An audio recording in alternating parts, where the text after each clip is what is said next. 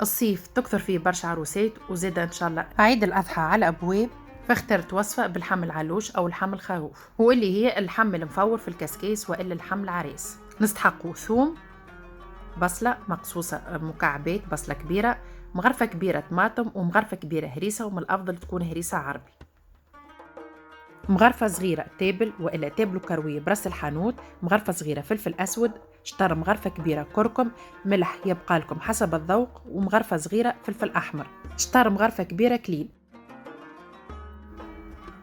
وزيت خليط زيت زيتونة كيف ما تنجموا تاخدوا زيت نباتي. الطروف اللحم يلزمهمش يكونوا صغار، يكونوا متوسطين أو كبار شوي. نخلط لفحات الكل ونضيفهم للبصل. المقادير نخليهم لكم بالتفصيل في صندوق الوصف.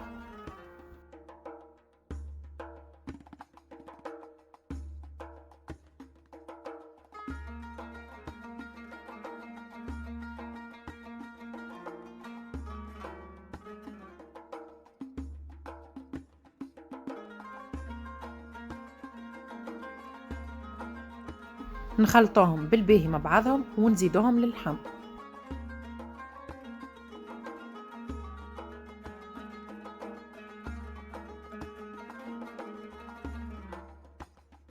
نخلط اللحم بالفاح بالباهي ونخليه يرتاح لمدة ساعتين. ساعتين راهو وقت كافي على الاخر، على خاطر اللحمة من بعد باش تطيب ملفوفة.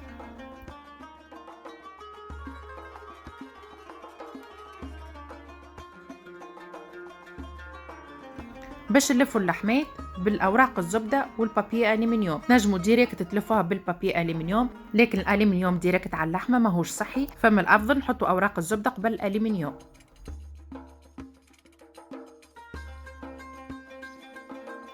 في المرحله هذه تزيدوا للحمه عرف كليل، يجيكم راهو بنين على الاخر وافوح.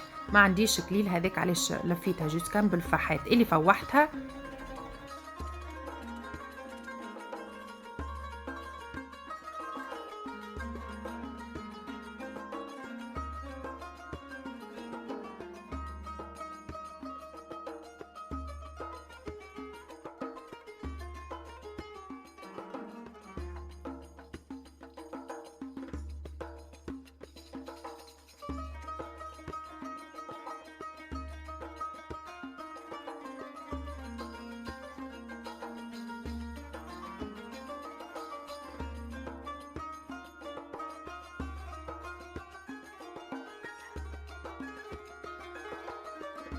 أستيس صغيرة بالنسبة للبصل وشوية اللفاحات اللي يفضلوا نقسمهم في الآخر على اللحمات.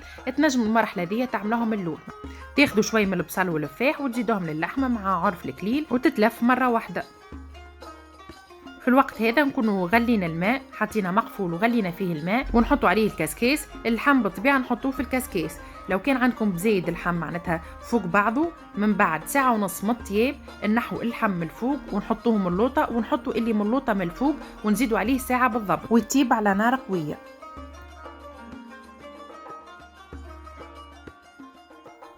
اللحم طاب ما شاء الله، جا طري وبنين على الاخر، شرب الفاحه نتاعو الكل وجا ياسر بنين. بالطبيعه تنجموا تزيدوا عليه اي طبق اخر. في فروحاتنا نقدموه مع الكسكسي ومعاه سلايد بالطبيعه والحاجات الاخرين الكل، يجي طايب بالطريقه هذه. ان شاء الله فيديو اليوم عجبكم، وكان عجبكم ما تنسوش جماعتكم وصحوا بالشفاء للي باش يجربها، وبسلامه.